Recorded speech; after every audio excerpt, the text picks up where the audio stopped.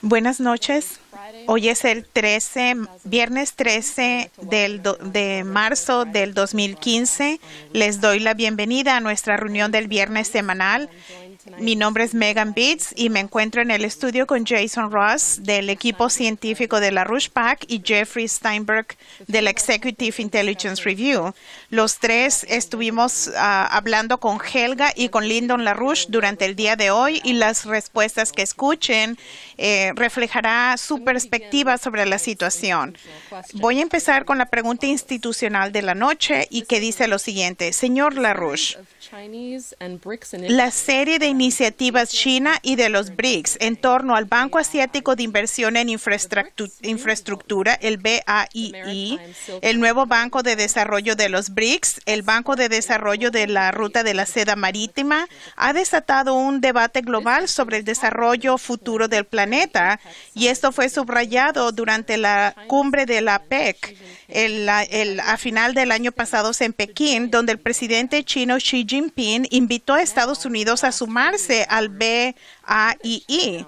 Ahora, en las últimas 48 horas, los británicos anunciaron su intención de sumarse al banco BAII y el gobierno de Obama inmediatamente atacó esta decisión británica. Usted, señor LaRouche, ha subrayado por mucho tiempo la quiebra del sistema financiero del transatlántico, que es un factor adicional que subraya la importancia de las iniciativas de los BRICS. Señor LaRouche, a su parecer, ¿cuál es el papel apropiado de Estados Unidos en el desarrollo de Eurasia? Y quisiera que Jeffrey Steinberg viniera al podio para dar la respuesta del señor LaRouche. Lo primero que el señor LaRouche dijo en respuesta a esta pregunta es que inmediatamente se debe eliminar y cancelar todas las políticas conectadas con las dos últimas presidencias. En otras palabras, la presidencia de George W. Bush y la presidencia actual de Barack Obama. Y debemos empezar remontándonos a las políticas que fueron reflejadas en el periodo de la presidencia de Clinton, antes del momento en que la monarquía británica inició y exitosamente llevó a cabo una operación para destruir la presidencia de Clinton en los últimos años de su periodo.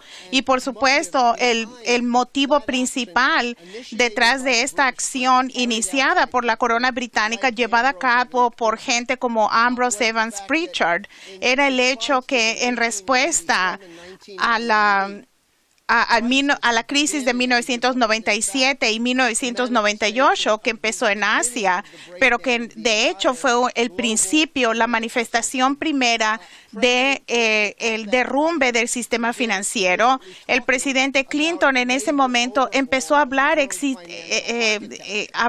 sobre el crear una nueva arquitectura, y durante ese periodo el señor LaRouche estaba profundamente envuelto en promover la necesidad de volver a una conferencia para un nuevo Bretton Woods y a las políticas de Franklin Roosevelt para la revitalización de la economía mundial y la reestructuración del sistema financiero global, como lo hizo en 1944, y esto fue en la Segunda Guerra Mundial, donde las fuerzas aliadas iban a tener la victoria. Y quiero empezar haciendo referencia a varios acontecimientos en los últimos días que el señor LaRouche y Helga LaRouche piensan que fueron muy importantes, y ustedes verán cómo esto se conecta con la cuestión que tenemos ahora.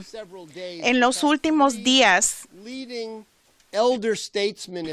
a tres líderes principales, políticos principales de Estados Unidos y de Alemania, en particular de Alemania, dieron declaraciones dramáticas atacando toda la política que proviene del gobierno de Obama. Primero, se tiene al ex gobernador de Maryland y exalcalde de Baltimore, Martin O'Malley, quien básicamente está haciendo campaña para la nominación demócrata para la presidencia, y está de gira en el país y está dando entrevistas. Estuvo en Iowa, va a estar en Nueva Hampshire, y fue entrevistado en la televisión MSNBC el jueves en la mañana, y el punto fundamental que dijo que el punto más importante de la presidencia es el restablecimiento de la ley Glass-Steagall. Y por supuesto, la elección presidencial del 2016. Falta mucho para esta, pero el que en este momento tan importante se presente la Glass-Steagall y que se ponga en la mesa de discusión es esencial para cualquier participación productiva que Estados Unidos pueda tener en Eurasia, en el Pacífico Asiático y aquí en Estados Unidos, donde no hay una recuperación económica. Y estamos en un punto donde los bancos demasiado grandes para caer están otra vez a punto de estallar. Y quiero leer una cita que dijo el ex gobernador O'Malley, y también quiero hacer referencia a las declaraciones del ex ministro del Exterior alemán, Steinmeier, y el ex canciller alemán, quien es un estadista principal que tiene 91 o 92 años, Helmut Schmidt, quien es muy activo. Primero, lo que dijo Martin O'Malley, ayer en la mañana lo entrevistaron en MSNBC, y habló sobre los puntos principales que él considera vitales para el futuro del país. Él dijo, y esta es una cita, nuestros problemas no se resolverán solos. Muchas de las cosas que hicimos para desconectar el trabajo duro de los trabajadores estadounidenses de la productividad de las corporaciones son cosas que hicimos. Así que esto lo causamos nosotros. Queremos pretender que la economía estalló aquí como si fuera en una corriente, pero de hecho nosotros hacemos las reglas y podemos hacer mejores reglas para restablecer el trabajo duro y las oportunidades para salir adelante. Algo que será vital es restablecer la ley Glass-Steagall. Por 70 años evitamos que los bancos hicieran apuestas con nuestro dinero y destruyeran la economía y que pisotearan el bien común que compartimos como gente, y tener una economía estable y buena. Todo mundo en ambos partidos, mucha gente dice debemos hacer eso y sin embargo no se hace. Y algunas personas en mi propio partido pierden el tiempo promoviendo algo como una ley Dodd-Frank light. Y no quieren ofender a nadie de Wall Street, así que no hablemos de cómo vamos algo de lo que no se ha hablado es que de todo el dolor de los embargos de la vivienda, las pérdidas de trabajo, la concentración de la riqueza después de cada estallido de la bolsa de valores ha aumentado. En otras palabras, mientras personas perdieron sus cosas, la gente en la cima siguieron ganando. Y el señor LaRouche enfatizó que debe haber un apoyo total, activo, para las ideas que Obama ha presentado en esta fase inicial del debate presidencial, de que se tiene que aprobar la Glass-Steagall inmediatamente. Es la única medida que adecuadamente abordará el estallido inminente de todo el sistema financiero transatlántico, y solo restableciendo la Glass-Steagall ahora tendrá a Estados Unidos, la pondrá en posición de jugar un papel importante en el nuevo paradigma de desarrollo presentado por el liderazgo chino en particular y de los países de los BRICS. Así que Estados Unidos sí debe unirse a los BRICS, pero para hacer eso debemos primero rechazar todas las políticas actuales que las heredamos del gobierno de Bush y han seguido con el gobierno de Obama. Y si no hacemos eso, enfrentamos la perspectiva inminente de guerra global, incluso guerra termonuclear. Y estos fueron los puntos que se abordaron en los últimos días, que el ministro del Exterior, Steinmeier, alemán, y el ex canciller Schmidt Y aquí tengo las citas de ambos de ellos. Steinmeier estuvo aquí en Washington ayer y habló en el Centro para Estudios Estratégicos e Internacionales. Y él dijo, me es obvio que la continuación y la expansión de las sanciones estadounidenses y europeas en contra de Rusia y va a extender el conflicto y va a llevarnos a una nueva fase más allá del punto del no retorno. Lo que necesitamos, él dijo, es una paciencia estratégica. Si insistimos en resolver la crisis inmediatamente, entonces podríamos darle marcha atrás. A menudo en la diplomacia se puede empezar en días, pero tomaría décadas para terminar. Él no solo se refería a la amenaza de las sanciones, pero también se hizo referencia a los planes continuos de Estados Unidos de dar ayuda letal al gobierno ucraniano, una acción que haría que escalara el derrame de sangre. Y por supuesto, el problema es que muy poca gente en el oeste están dispuestos a abordar el problema que es Victoria Nuland, el hecho que hemos instalado a un gobierno lleno de neonazis del movimiento de bandera en el poder en Kiev. Y ellos son la fuerza impulsora detrás del peligro de guerra, y darle armas, inclusive las llamadas armas de defensa en sus manos, será la receta para extender la guerra, ampliar la guerra que nos llevará casi a un enfrentamiento de Estados Unidos y Rusia, lo que significaría una guerra termonuclear. Así que Steinmeier continuó, dijo, debemos estar conscientes de que Rusia tiene una memoria histórica grande, que debemos entender. Rusia será siempre nuestro gran vecino, y la política exterior alemana siempre debe trabajar hacia Europa. Él era muy claro, y Helmut Schmidt era más claro. Él dio una entrevista al periódico muy leído, el Bild Zeitung alemán, y después publicó otro artículo en la publicación semanal más prestigiosa, Die Zeit. En Bild Zeitung, Helmut Schmidt advirtió que si las preocupaciones de Putin es que el conflicto puede extenderse en Ucrania y puede ser una guerra candente. Rusia está más preocupado de la situación de sus vecinos, y básicamente esta provocación en contra de Putin lleva al mundo a una dirección muy peligrosa. Y yo pienso que más ampliamente lo que vemos es que el surgimiento de ciertas personalidades líderes en el establecimiento transatlántico que tienen una experiencia genuina diplomática en el periodo antes de Bush, antes de Obama, y que ahora surgen porque ven la incompetencia y la demencia proveniente de este gobierno y de ciertos lugares en Europa, que deben ser derrotados y deben ser detenidos. El señor LaRouche enfatizó que hemos llegado al punto donde no debe más tolerarse la continuación de las políticas del gobierno de Obama,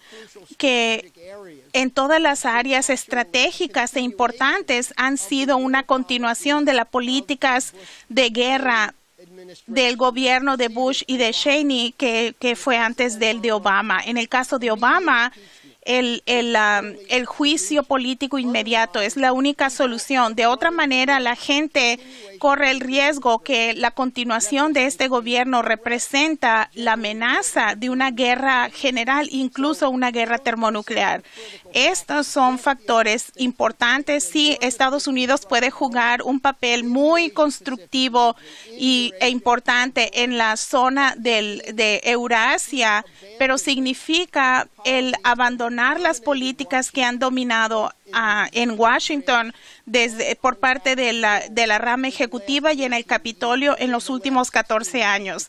En verdad, en los últimos 16 años, porque al final, los últimos 2 años de la conferencia de la presidencia de Clinton se datan a cuando en 1998 la monarquía británica llevó a cabo un ataque total que llevó al juicio político de Clinton y el desviar el tipo de dirección en la que Clinton se dirigía de paso a paso cuando habló de la necesidad de una nueva arquitectura financiera global. Y el paso es eliminar todas las políticas de Bush y de Obama y de sacar a Obama de su puesto antes de que sigamos en el camino a un enfrentamiento directo con Rusia.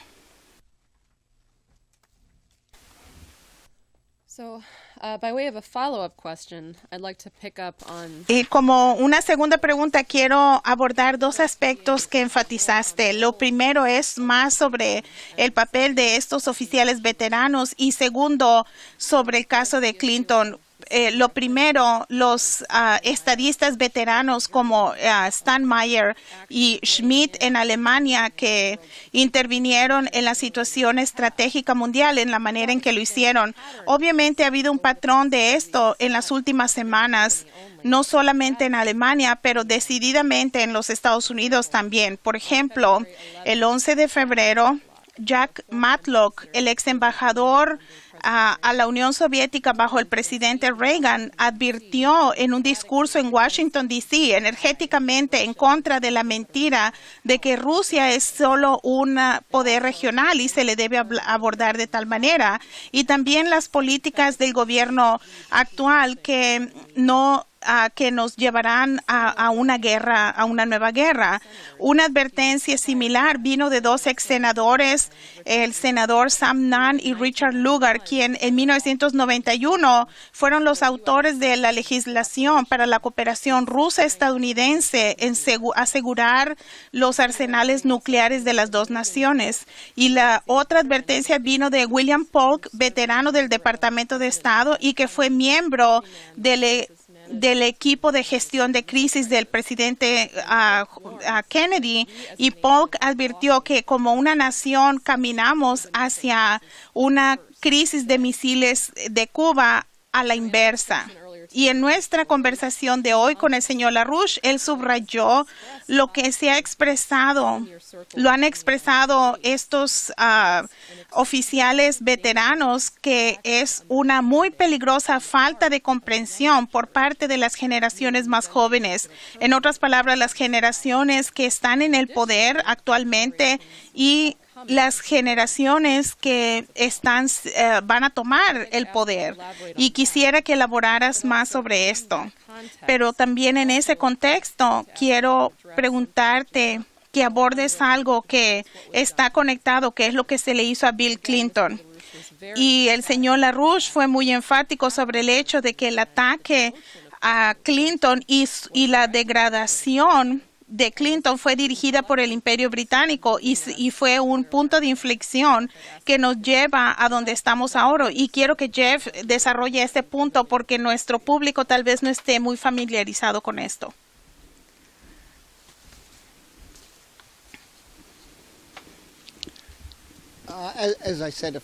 Como dije hace unos momentos, for all intents and purposes,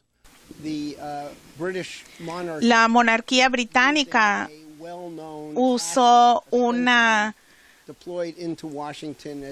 activo desplegado como supuestamente periodista, pero Ambrose Evans Pritchard, como periodista de la corona, se le desplegó para tumbar la presidencia de Clinton, y no empezó en 1998, empezó unos años antes. Prácticamente en cuanto el presidente Clinton tomó la presidencia.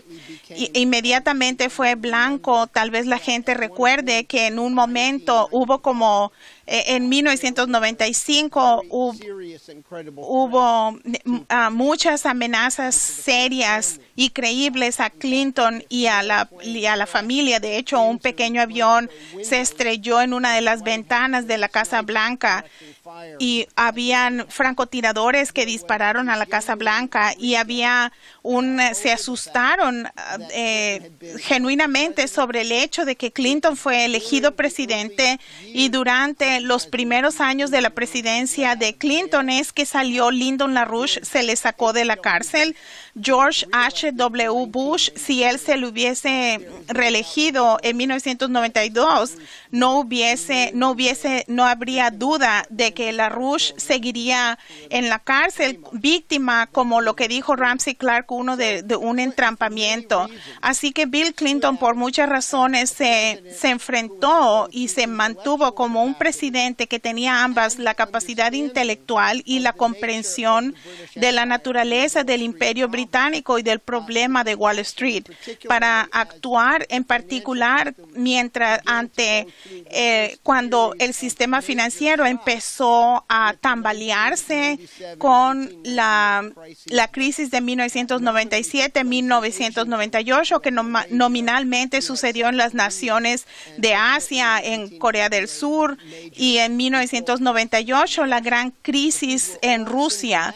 Y estos solo fueron síntomas de que todo el sistema financiero desregulado se había convertido en una guarida de apuestas gigantesca. Y en 1998 no solo el presidente Clinton habló en una reunión del Consejo de Relaciones Exteriores y ante la boca de la bestia de Wall Street, y anunció medidas que detendría el flujo de capital a largo plazo especulativo que estaba desestabilizando a muchos países importantes alrededor del mundo. Cuando él dio ese discurso y después anunció de nuevo que formaba un grupo de países para dialogar sobre un nuevo sistema económico y financiero, lo que se llamó el Grupo de los 22, que fue una combinación del Grupo Avanzado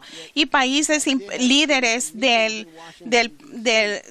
los países en desarrollo, y todos se reunieron en Washington, D.C., y esto fue lo que hizo que la corona británica tuviera toda la intención de tumbar al presidente Clinton. Y es importante entender cuál fue el motivo, cuál fue el punto bajo el cual se lanzó este ataque. Olvídense de Mónica Lewinsky y todas las historias que van a empezar a salir por razones obvias a medida que vamos al siguiente ciclo presidencial.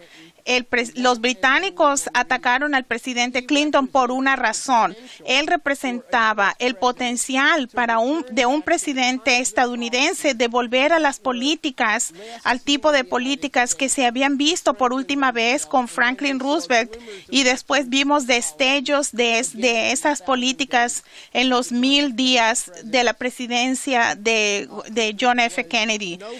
Clinton no era seguidor de los británicos y dejó bien claro desde el principio que estaba más interesado en desarrollar una asociación estratégica con Alemania, y de hecho tuvo varias reuniones con el canciller alemán Helmut Kohl y después Schröder, que representaba un impulso para crear un tipo diferente, conjunto de relaciones.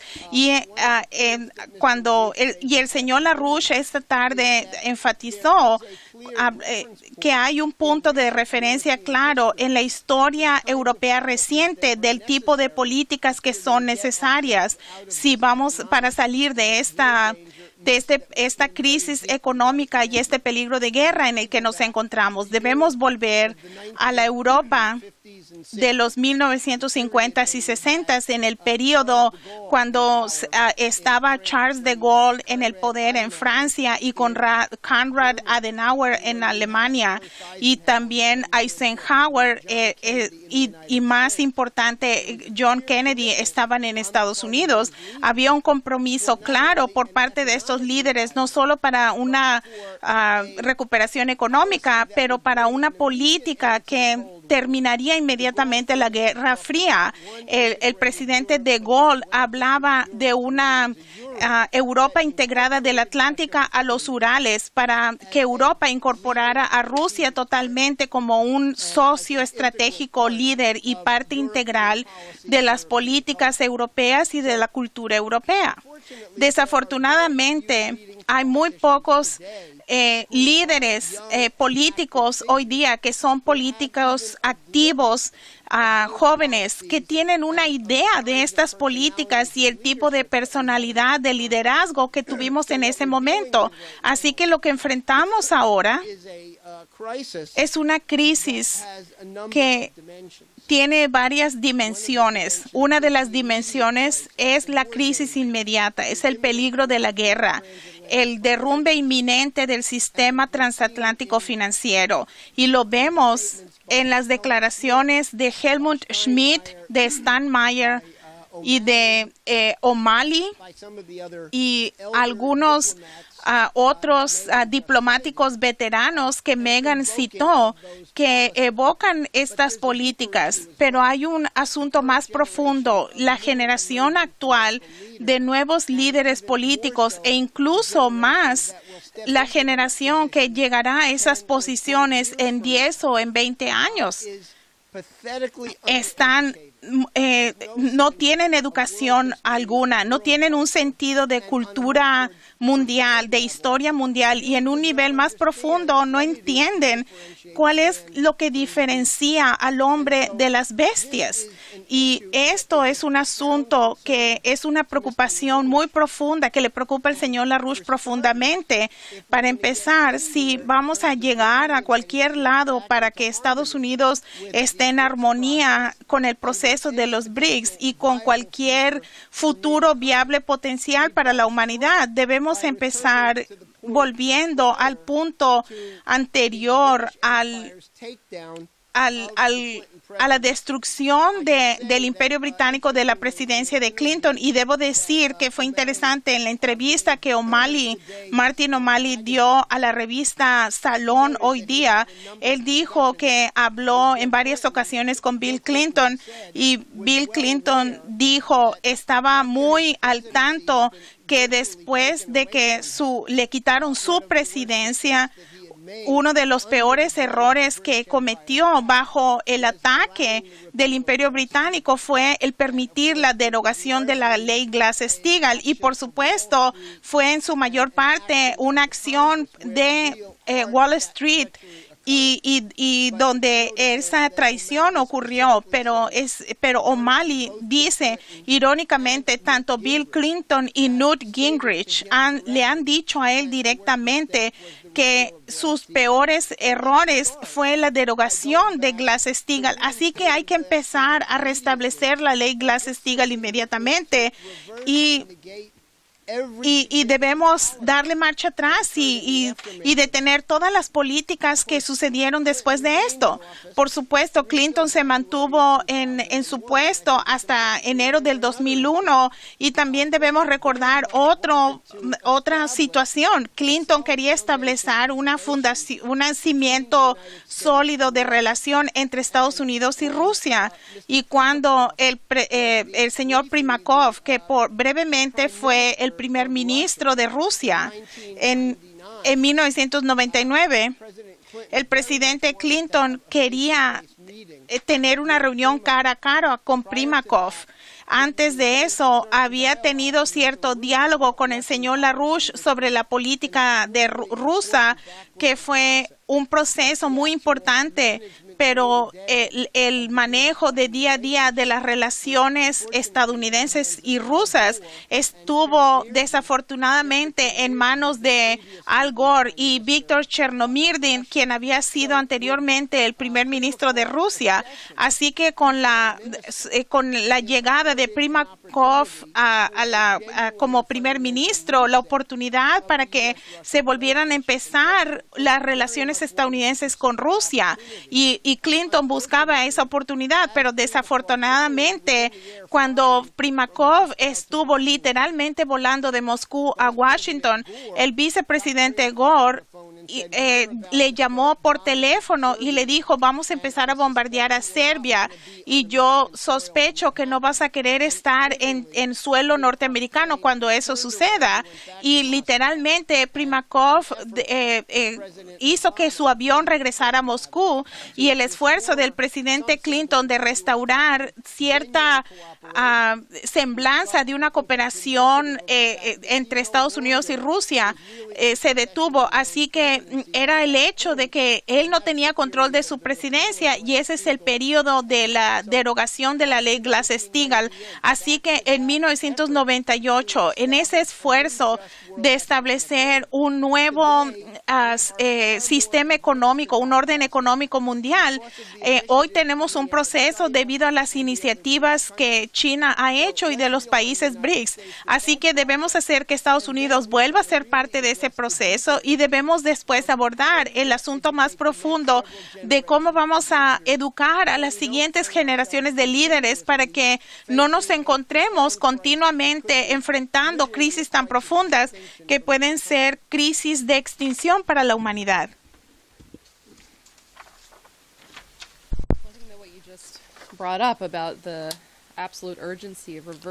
Creo que tenemos la urgencia absoluta de darle media vuelta a la degeneración de nuestra ciudadanía, en la forma de pensar la ciudadanía.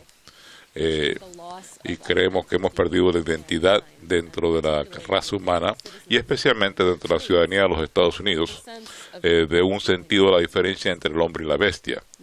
El miércoles pasado tuvimos una presentación en este sitio de Jason Ross, quien está con nosotros esta noche, sobre el nuevo paradigma, en el cual el señor LaRouche recalcó, porque como él dijo en una conversación posteriormente ese día, nos proporcionaba una forma distinta de cómo se ven las cosas, que es distinta fundamentalmente de cómo la gente supondría que lo son. El señor LaRouche dijo que el problema es la idiotez de presumir que la raza humana es una bestia, de que prácticamente los supuestos en la ciencia definen al hombre como un animal meramente, tal vez un animal más elegante, tal vez un animal más inteligente, pero simplemente un animal.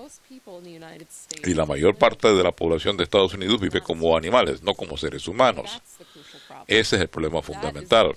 Esa es la clave de la demoralización de la población estadounidense, que cree que tiene que triunfar en tanto animal o en una forma de existencia animal. Quisiera pedirle a Jason que venga al podio y hable sobre este tema.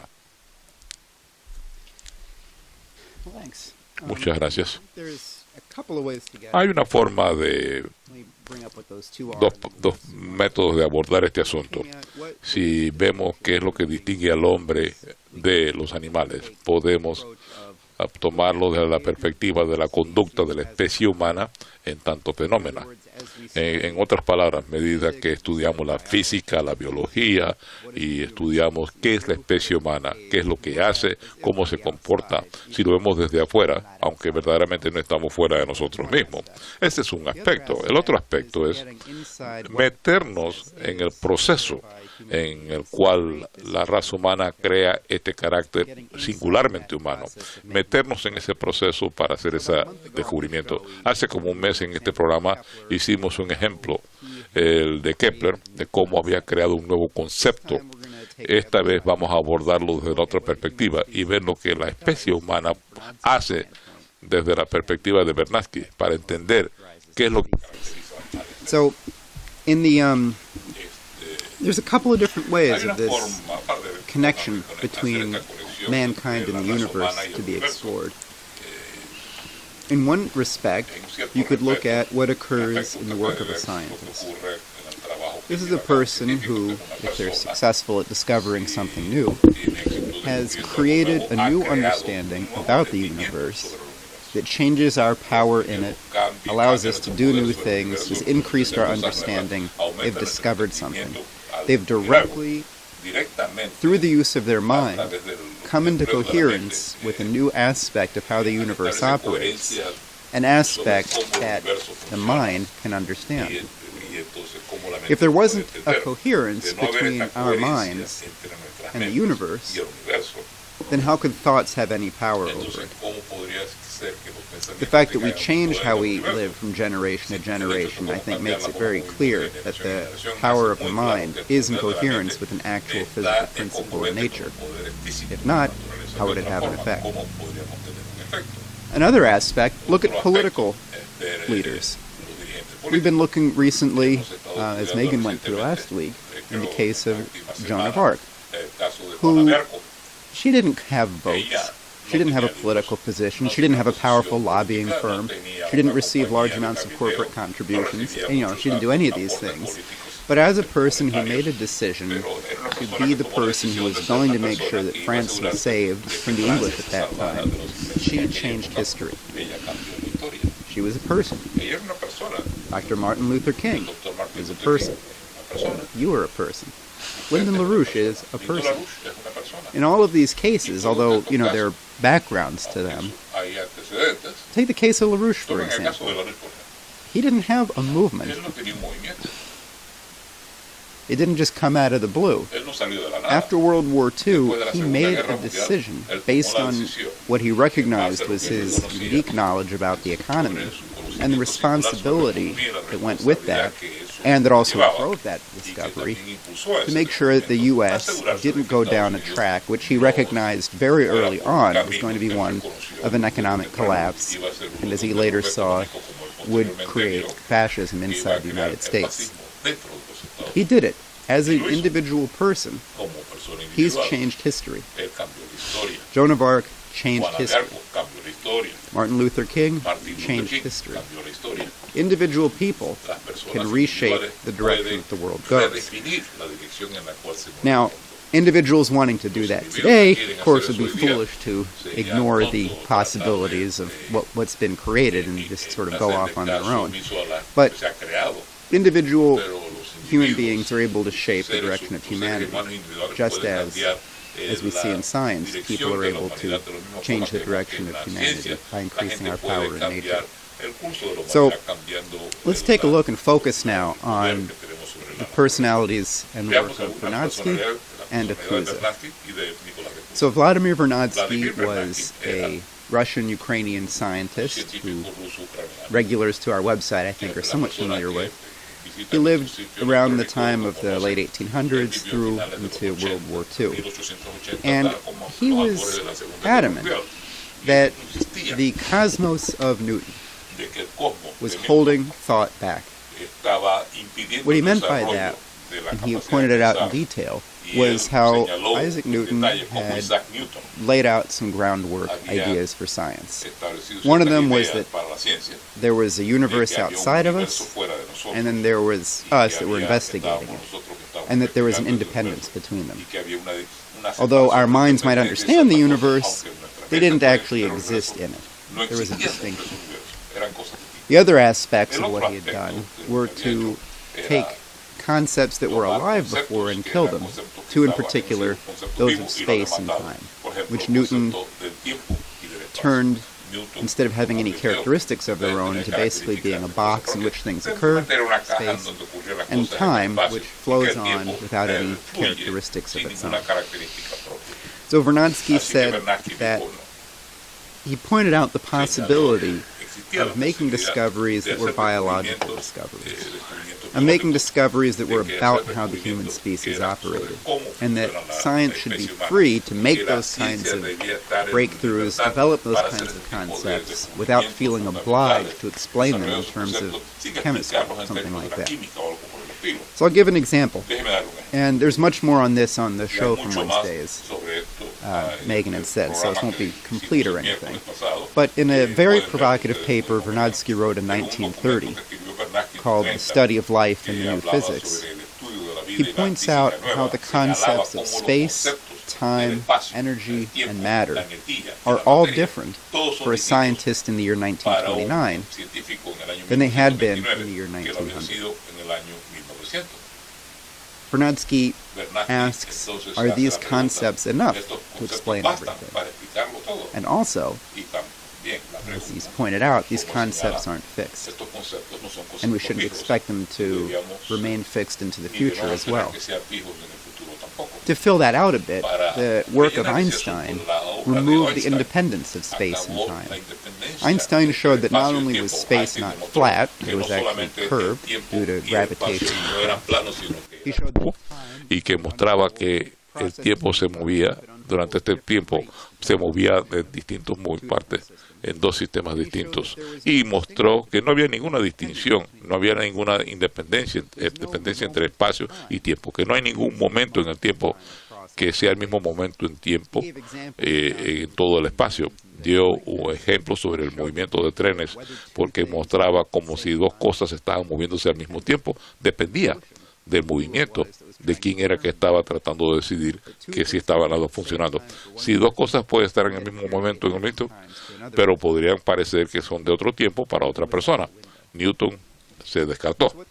Así que lo que eso significa, no tenemos que meternos todos los detallitos de Einstein, lo que había señalado Vernadsky, que lo que parecía el concepto más básico que uno puede imaginarse, el tiempo y el espacio, tienen espacio completamente distinto después de 30 años apenas.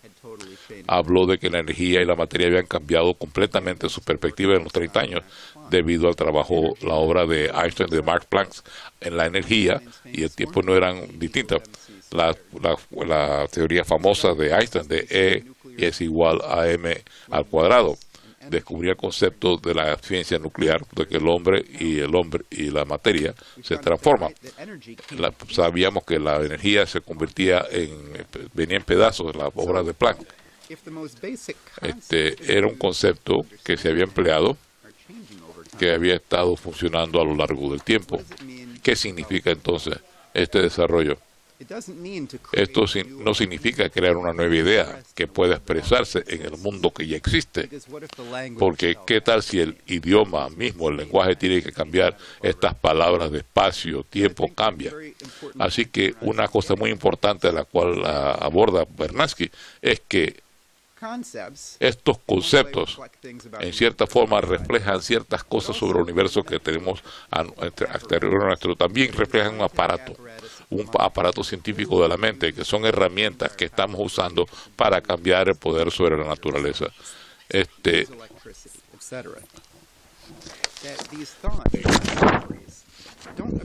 descubrimientos son abstractos, no ocurren en el tiempo, ocurren en la obra de seres humanos, los hacen seres humanos. La ciencia es una actividad humana, no ocurre por cuenta propia, la gente hace que ocurra. Otra de las otras cosas que implica esto es que, aunque no hay ninguna distinción, ninguna independencia entre el tiempo y el espacio, todavía existe en el proceso de descubrimiento una forma de apartarse de esto. Vamos a tocar ese punto en un momentito. Pero déjeme decir un par de cositas sobre Nicolás de Cusa. Cusa, quien vivió en los 1400, lo hizo todo, en verdad. Creó la ciencia moderna, estaba trabajando con el Vaticano, tratando de resolver la diferencia entre las iglesias, entre la iglesia ortodoxa y la iglesia romana. Y al hacer esta obra, se acabó con el punto central de la forma de pensar de Aristóteles. Ese aspecto central de la lógica era de que uno no puede tener contrarios, no puede tener opuestos. Una cosa no puede ser de una forma y no ser de esa forma al mismo tiempo. No puede tenerse A y no A. O es una cosa o la otra, pero para Cusa desarrolló el concepto de que en cualquier pensamiento humano singular, ese concepto siempre se contraviene. Lo hizo primero al estudiar a Dios. Y al expresar que nuestra capacidad de entender a Dios requiere que nosotros desarrollemos formas específicas en la cual no entendíamos eso. Escribió que es a través de llevar a la gente a una cierta oscuridad que uno tendría una idea de qué es lo que es la luz. Para darle ciertos ejemplos, él habló de que Dios era el máximo, de que a lo cual no se ponía nada, ni siquiera el mínimo. ¿Qué quiere decir eso? Una luz a la cual nada se opone. ¿Qué es eso? Al combinar los contrarios se puede crear una nueva idea, y eso fue lo que Johannes Kepler hizo cuando mostró unas interpretaciones opuestas de la geometría.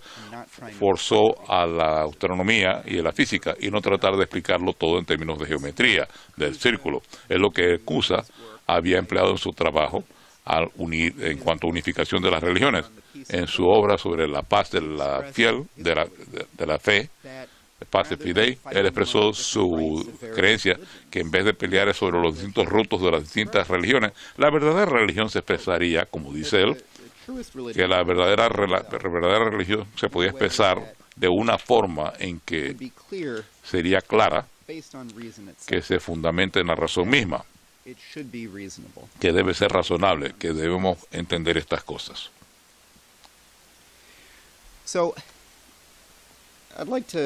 Quisiera no decir mucho sobre el respecto. Es sencillo pasar por todo esto en un breve periodo de tiempo, es difícil. Los quiero remitir a que vean lo que hicimos el miércoles, pero creo que es muy importante señalar y recalcar que esta característica de nosotros mismos, de ser capaces de crear cosas que la inteligencia artificial nunca pudiera crear. Por ejemplo, lo que hizo Kepler, básicamente se le hizo la pregunta a Kepler, trató de responder una pregunta que otros astrónomos habían tratado de resolver. ¿Cuál es la excentricidad de la órbita de Marte? ¿Qué tan largos son estos puntos de cada uno en la órbita? Él dijo que eso no tiene respuesta, no se podía tener respuesta. ¿Cómo podría una computadora hacer esa pregunta? Y revelarle al programador que piense de una forma distinta y ofrecerle un nuevo concepto en un lenguaje que no existía para expresar eso. No es posible. Así que esta distinción entre los seres humanos y las computadoras es un desafío que gente que se preocupa sobre la inteligencia artificial, de que los robots se van a hacer más inteligentes que los seres humanos, de que esto va a ocurrir mañana, esto va a estar terrible, porque los robots van a llegar a convencimiento que no lo necesitan. No se preocupen por eso, no puede ocurrir. Lo que la gente hace que se preocupen por ese tipo de preocupaciones porque no tienen una idea de lo que es un descubrimiento, y usted piensa que una computadora puede hacerlo. La alegría del descubrimiento, de pasar por este trabajo, tratar de resolver este tipo de gran arte, uno obtiene un cierto sentido de que esto es refrescante, no solamente en el sentido emocional de tener la gran alegría, pero es porque vive en la mente ese sentido de universalidad que sí tenemos en común nosotros en tanto gente a lo largo de los tiempos, a lo largo del espacio. Lyndon LaRouche habla sobre la simultaneidad de la eternidad. Piensen en eso, la simultaneidad de la eternidad. Todos estos momentos del pasado y el futuro que son simultáneos. Cusa habló sobre un tiempo sin tiempo en la experiencia de los seres humanos. Y nosotros, a medida que abordamos desafíos históricos, que abordamos desafíos científicos, cuando tratamos de resolver cosas de este tipo, reconocemos la universalidad que compartimos no solamente entre las gentes de distintas partes del mundo, sino reconocemos que todos somos seres humanos.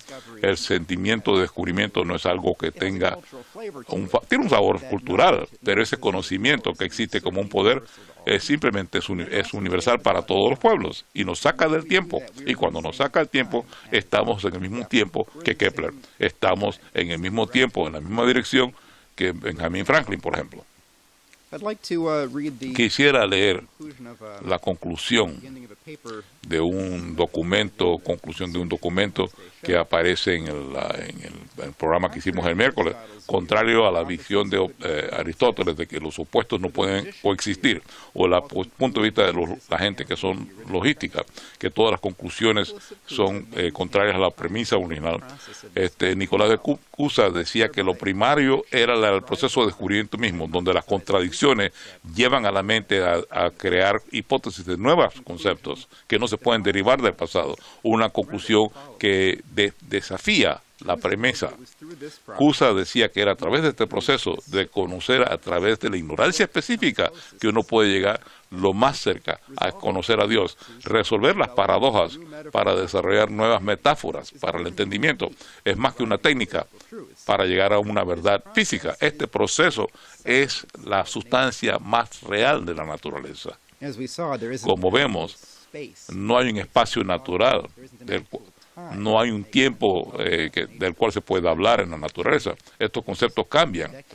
Cambiaron en solamente 3 décadas al principio del siglo pasado. Todos los seres humanos nacen con el potencial de aplicar este proceso de descubrimiento, de existir en la inmortalidad eficiente, descubrir principios que se pueden aplicar para el desarrollo de la raza humana, y que entonces uno puede invitar al resto de seres humanos a participar en este descubrimiento. Crear una sociedad que libre de la oligarquía es lo más bello, lo más humano y la tarea más